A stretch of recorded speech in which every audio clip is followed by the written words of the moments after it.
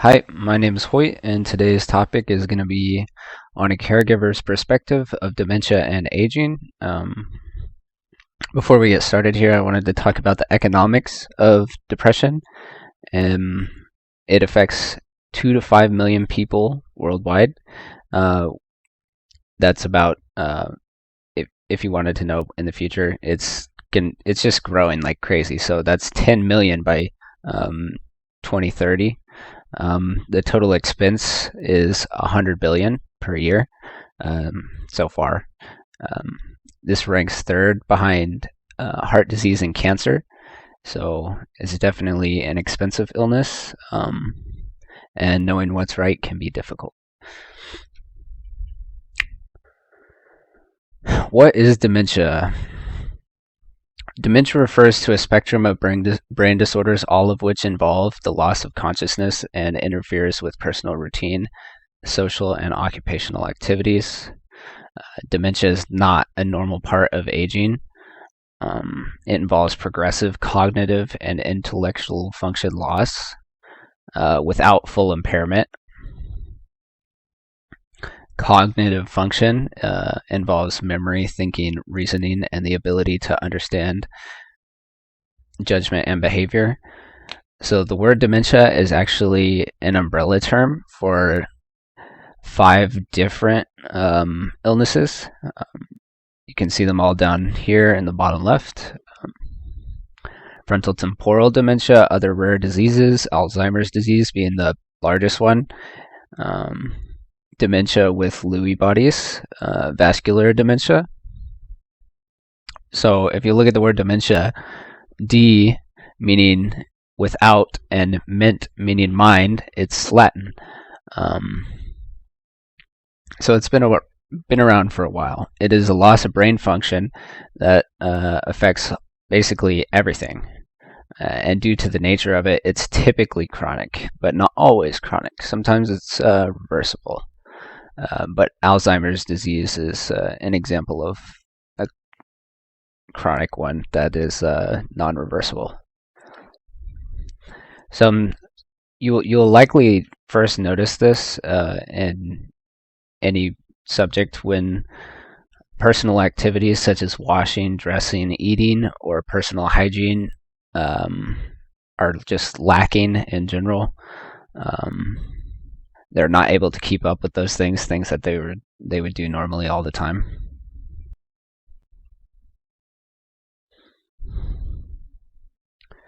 As we get older, many of us become more forgetful. For example, we might misplace our keys or occasionally find it difficult to find the right word to describe something.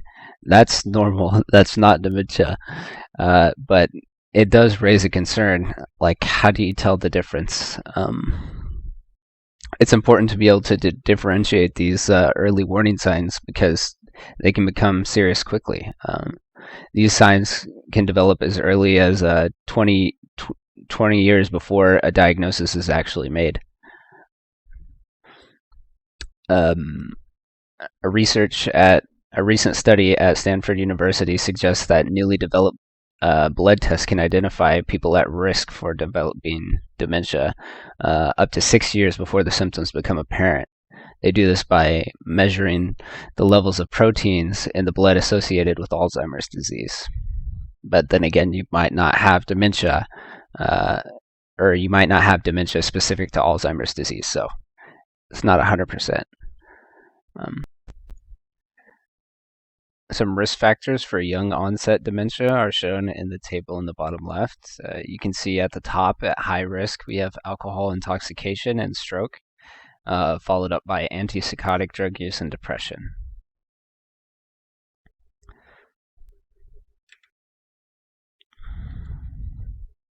So for diagnosis, we have the DSM-5 again. If you forgot what that stands for, it stands for the Diagnostic and Statistical Manual of Mental Disorders. We use it to diagnose all the disorders. It's the up-to-date criteria. For dementia, it's significant cognitive decline from the previous level of performance in one or more of the cognitive domains, and then it shows the 6 cognitive domains right here. Complex attention, executive function, learning and memory, language, perceptual motor, and then social cognition. I also added some co-occurring risk factors for dementia down here at the bottom. Age 60 to 70, gender female, prior stroke, hardening of the arteries, heart disease, high blood pressure, diabetes, diet. In layman's terms, the diagnosis for dementia is going to be anything that interferes with independence of everyday activities.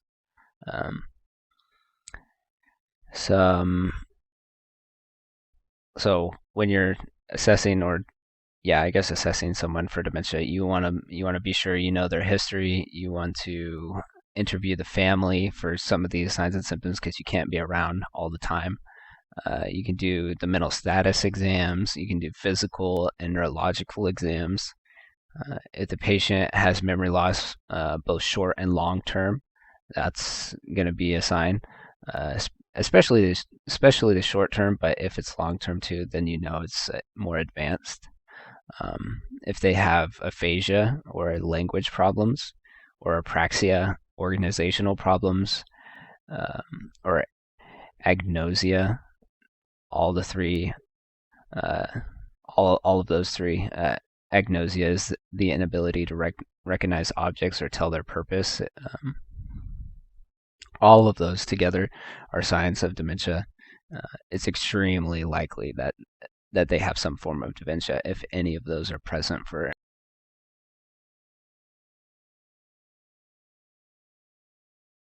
So etiology, dementia is multi-causal in nature. I've written here some tests used for diagnosis. Because it's multi-causal, these tests can stretch anything from blood sugar to test for syphilis, because you never know the cause of the dementia. Because you never know the cause, it can be just that much harder to help. It could be related to structural disease or trauma, like hydrocephalus. It could be a vascular disease, like vascular dementia or vasculitis. It could be even a demyelinating disease, like MS. There's a whole host of different kinds of causes for dementia. It could be a nutrition. It could be a nutritional deficiency in something like vitamin B12 or folate. It could be related to organ failure. It could be related to an endocrine disease. So there's all these different factors that could be the cause of dementia that have to be ruled out one at a time. And I don't envy the job of a clinician for this one. Here's the most common types of dementia, and their percent of total cases in all the cases of dementia currently. Alzheimer's is the top. It's the most common, and it is chronic. Then vascular dementia at 30 to 35. Then frontal temporal dementia at 3 to 5%, and Lewy body dementia at 5 to 7. Other dementias that aren't as common are 10 to 15%. So there's a lot of other causes. There's a lot of other dementias, just showing you because that's so high. Lewy body dementia is a disease associated with abnormal deposits of protein in the brain. And vascular dementia is, of course, caused by brain damage from impaired blood flow to your brain.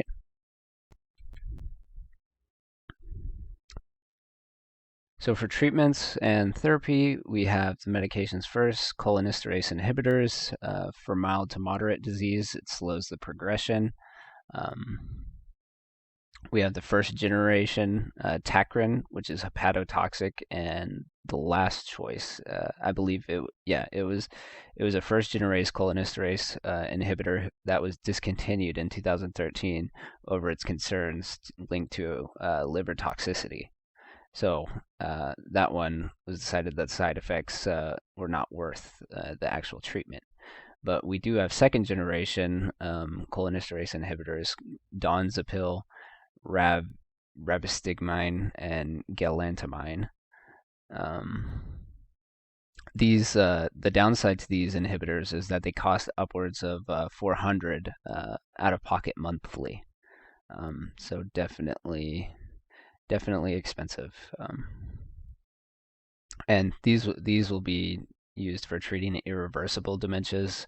These include Alzheimer's, that's the most common, that's the biggest one. Lewy body dementia, which was the frontal temporal dementia. Parkinson's, head injury, Huntington's. Those are all different dementias that these would be used to treat, and they're all irreversible. Other treatments, some dementias can be reversed. The drugs and alcohol induced and delirium and depression induced, if it's a tumor, all of these can be reversed as long as they find the cause. Herbal treatments are another option, especially if it's a demyelinating dementia. You can use antioxidants. I know ginkgo biloba is a common one. Anything that is neuroprotective, people will recommend. They'll also recommend NSAIDs for the inflammation prevention, because inflammation will break down things quicker, and that will stop it. So for caregivers, giving daily care to someone who has a dementia can be frustrating. You have to be firm. Don't rush or argue. You want to minimize distractions, decrease noise, remove visual clutter. You have to keep it simple and keep it safe without multifaceted commands. You don't want to overwhelm them. Lower your standards around them. You have to expect less, establish a routine, and provide reassurance where necessary. It reduces their agitation going forward. Deciding when long-term care is needed can be tough. When family members cannot meet the person's needs, that's an indication that they might need long-term care. If the person is if they don't know who their caregiver is anymore, that is also an indication, but of course you'll want to talk it over with them. Family members have health problems or money problems. This is common because long-term care is just so expensive, and sometimes it's their only option to take care of the person. If their behavior presents a danger to self or others, it just becomes an unsafe environment for people who aren't completely trained to treat that kind of or to give that kind of care. You as a clinician or a caretaker who isn't the main caretaker, you have to inform them about the progression that you see. You want to facilitate day-to-day care, practice stress reduction and support skills.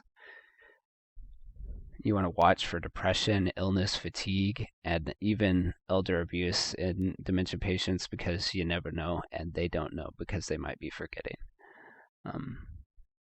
The person typically and the family both need your support because it can be tough. People with chronic dementia don't choose to be forgetful or incontinent or agitated or rude. It's just part of the illness. Adult daycare can be an option for those looking for some respite care or just a break. Validation therapy may be a part of the person's care, but that there's some blockades on that because the health team decides if validation care might help, and you have to be trained in proper use of validation therapy in order to use it. So once a patient has progressed and is in the late stages of the disease, they need to maybe consider hospice and get a referral to help keep the patient comfortable and provide ongoing support for the family. Next, I have a video called Teppa's Gems, in which she categorizes all the stages of dementia into gems, and it's a good categorization and a good examination of the disease. I'll link it down below since it's not working currently, but you can find it in the description of the video. And if you're interested in all the different stages and how to provide care in those stages, it's one of the best videos. Here's my sources, and thank you for listening.